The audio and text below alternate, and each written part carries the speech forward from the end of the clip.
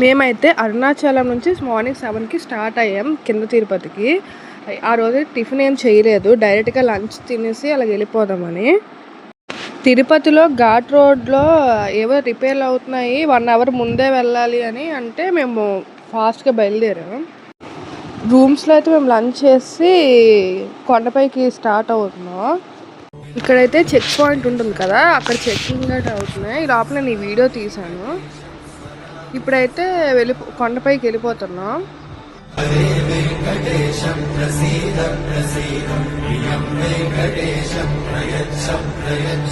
ఇప్పుడైతే రూమ్స్కి వెళ్ళి fresh up అయ్యి వెంటనే దర్శనంకి వెళ్ళిపోవాలి. అప్పటికే టైం 4 అలాగ అయిపోయింది.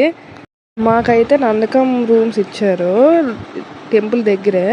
ఇక్కడైతే సహస్ర దీపాలంకరణ అయ్యింది. యాక్చువల్గా నేను మొబైల్ పట్టుకొని వెళ్ళలేదు, ఆ రోజు రూమ్స్లో వదిలేసాము.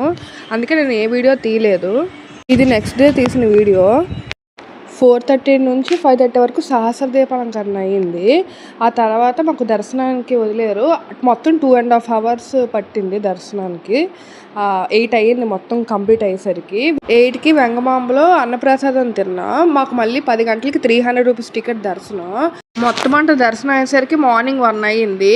వెంటనే రూమ్స్కి వచ్చి మార్నింగ్ 6కి లేచాం. నెక్స్ట్ ఏం చేసాం నెక్స్ట్ వీడియోలో చూపిస్తాం. బాయ్.